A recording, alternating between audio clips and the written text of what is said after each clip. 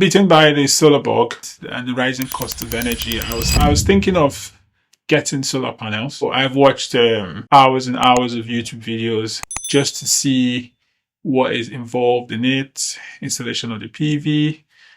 Started getting into a bit of the technicalities of sizing the system. Do I need batteries? Do I not need batteries? What's involved and which ones are the best systems, solar panels, which are the best ones, and all of that. And then got into times of budgeting. How much energy do I really need? How much energy do I use? So all that info, checking them out and then get informed, then I made a decision to go with Tesla. And I'll explain why. So I've got the Tesla car, one, and in my own mind, I think Tesla is almost similar to the Apple concept, like this thing we have, Apple, Tesla kind of gig. So anyway, I thought, okay, maybe Tesla will be good because I've got the Tesla car, I've got the Tesla wall charger, and Tesla has been in the games of making Powerwalls, batteries for ages, and they've been known kind of like the pioneers of driving it. So I thought better to stick with them, and they're quite a large company. And from the reviews, they've got massive support systems. So if there's any issues at all, I stand a better chance of getting support. And then the idea was then how do I go about it? Where do I start from? But I went on the website, started practice, went to Powerwalls, filled in the form, and wanted 2 Powerwalls because I looked at my average usage over a monthly period. So I thought maybe if I get 2 Powerwalls and being able to store that enough energy, then maybe that would solve my problem. And clicked submit. And I live in the UK, in the Worcester area. Got back in touch with me, and it was Joule Energy. Funny enough, Joule Energy installed my wall charger for my Tesla Model 3 Performance, which is a fantastic car to drive. And I think I'm going to do a review on that very soon, coming out shortly. On the performance of the car, how the car has performed over time and stuff like that. So anyway, that they installed the wall charger. I thought, great, they've been to the house before, and it would be fantastic to have a collaboration with them to carry out this project. Joe's came back in with a design, initial design using SolarEdge, and they do that with their software online. So that's been sent to me with a quote and how much it will cost, and number of panels my roof will be able to take. The PV initial design was going to take about 12 panels. And I was fortunate because the house I live in is south facing. The back garden is south facing. So that gives a good, view to the sun. So I'm going to get enough sun. So it's fantastic there because I'll get that all around and get that sun banging right behind my back garden. And I'll be on my roof. 12 panels at the back of the roof for 5.22 kilowatt peak. So what that is that each panel that was designed to be installed was 435 watt each panel. And if I had 12 down, it's going to be 5.2 kilowatt peak. And the inverter for that to match that setup was going to be 5 kilowatt, because the inverter basically is the channel through which the solar or PV system, the solar system, gets through to the house. But having watched a lot of YouTube videos and seen the mistakes of others or the regrets of others, and what they have said is try to maximize your roof space as much as possible. And then I thought, oh, maybe we could expand it here, maybe about 4 to 5 more panels on the roof. So I thought I think I need to tell the installer to come with extra panels. So anyway, they came to site and did the initial review and found out that they could actually install 14 panels at the back, which is more than the SolarEdge initial design had predicted. So then it was 14, and it was going to be at 6 kilowatt combined. So 14 multiplied by 435 will give you 6.039, and that would be the new design and the new input. So my inverter was to be 5, because that would sort of manage, because that's peak, and I might not peak all the time. And inverters have the ability of going 200%, which means it can push a little bit more than it's rated for. But then again, more YouTube reviews, which is really great to watch them, and more research said to maximize the use of the scaffolding around the property. Then I thought, okay, if the scaffolding is going to go up, I might as well just put more panels in. And if I have east facing roof and I have the west facing roof, so I might as well just put panels on them because I had space on them to put them.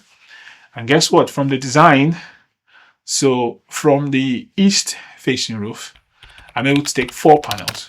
From the west facing roof, I could take 3 panels. So which is now bringing the total.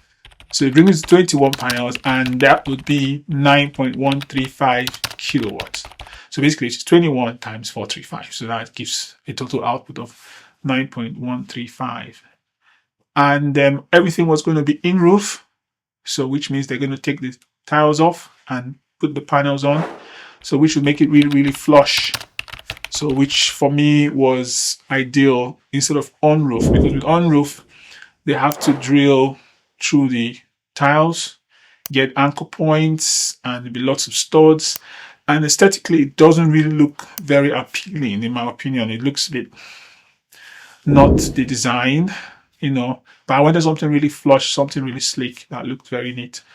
And in-roof was the best. And this was what they were offering, and that was what they were quoting for. So, great decision has been made. So we're going to get 14 at the back, and we're going to get 4 and 3 on either faces. Summary of the selection that was finally agreed on was 21 panels with a 9.135 kilowatt hour, and that would have 25-year product warranty and a 20-year performance warranty. And each of those panels underneath would have an optimizer, so 21 optimizers that are capable of pulling an output of about 490 watts. And that also has a 25 years warranty on it. So the system itself, 21 panels. So you then be able to split into 2. So one string had 11 and the other had 10. So this was agreed. And all this will feed into an 8 kilowatt SolarEdge PV inverter.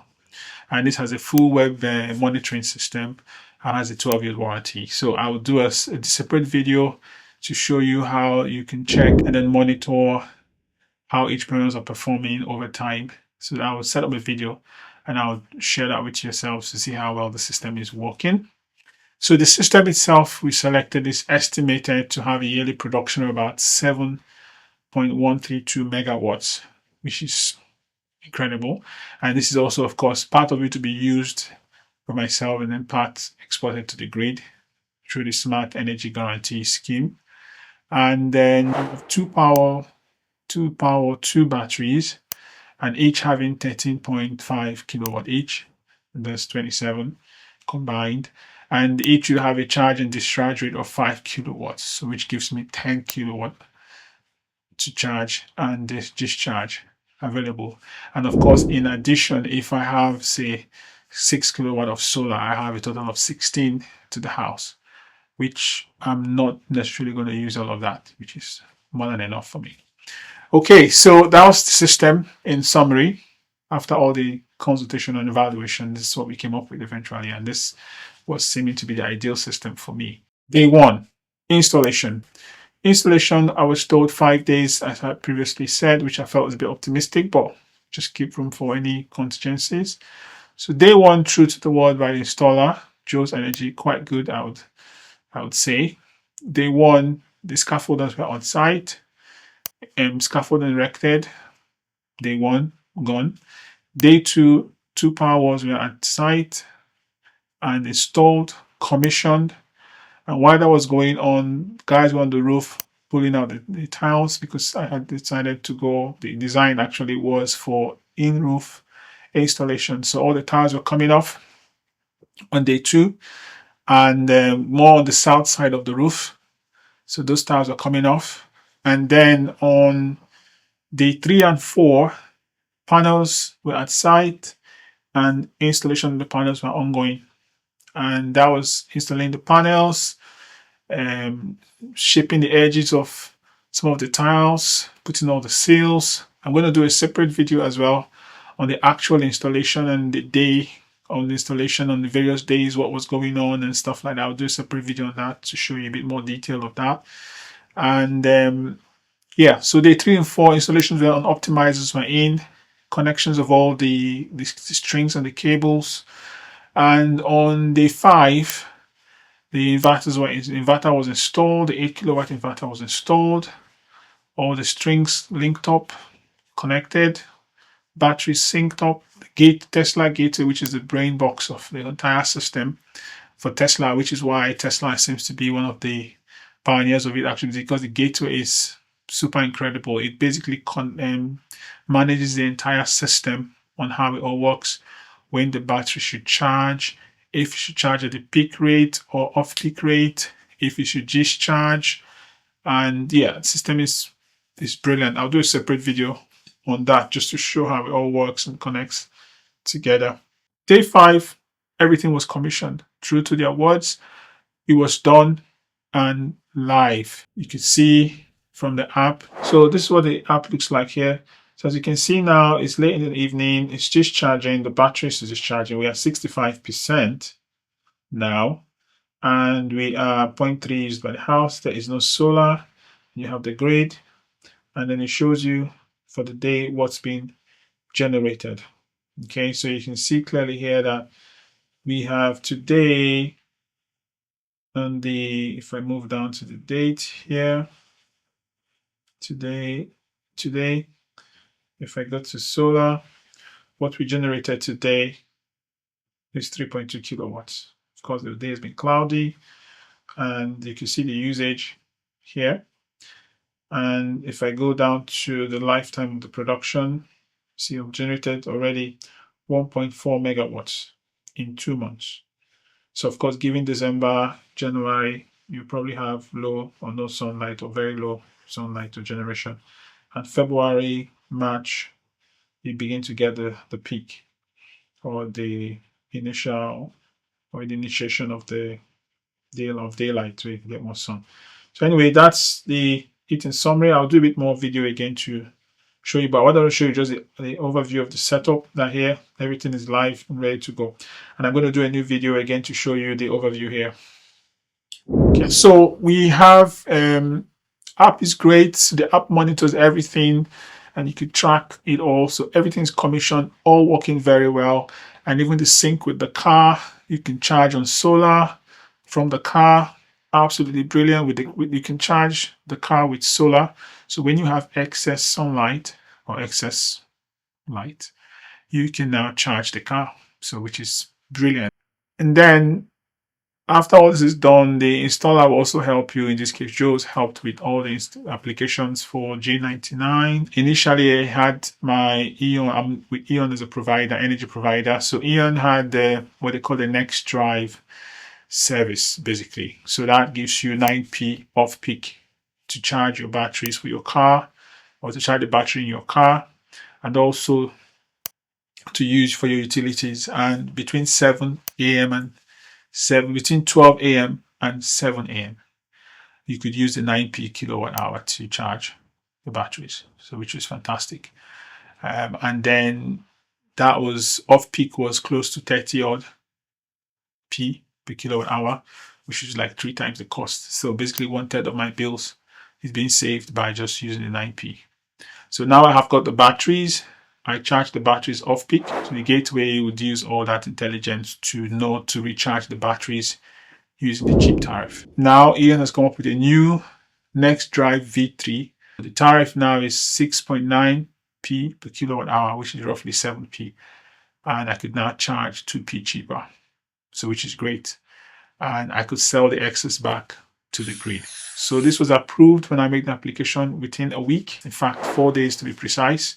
So which is really, really good. Got the approval in. So Joule's did an amazing job here. And just as a disclaimer, they're not sponsoring this video. This is just my honest opinion about what they've done, and their use and their workmanship was professional. All right, so my verdict overall. So far, so good. I mean, I installed it in September and this is now October. And even in days where I've got sometimes cloudy and the sun comes up, I still get a lot of solar power to run the house as well as charge the car and even export to the grid, even in October, which is incredible. So here, so far, it's been fantastic. My bills have dropped from at least £100 a month, roughly, or more, to about 30 quid. And this is just in the months of between July and August. So between August and September. It's between August and September. So which is fantastic. And I'm quite keen to see how I'll perform in the December, January, winter months, to see no solar or little or no solar, and how well and what my bills will look like when I get it charged through the night of peak period and discharged through the period through the day. So at least I'll be living on 1/3 of my energy cost for electricity. Maybe energy saved or money saved that I use that to offset my gas bills. And just also to note, the app is very addictive. You'll be looking at every time. So in winter now, the sun pops out. You'll be running out to check, or you're playing at the app to have a look and see how much solar you're generating, and if you're making money, or if you're getting energy and so forth. So yeah, it's been good so far. So I intend to make another review in 6 months' time, and I'm hoping that in 6 months' time, yeah, we'll see. That will probably lead us up until maybe around March time. Then we can see, or April time, just kicking off of summer, roughly get into the summer months, getting close to that spring. Then we can see, I'll see how much generation I'm making, and then I'll also get a 1-year video. We'll see how well we go. And yes, and be with me on the journey. Please like, subscribe, and yeah, that will help me put more energy into doing this. And then yeah, we could see how we journey together.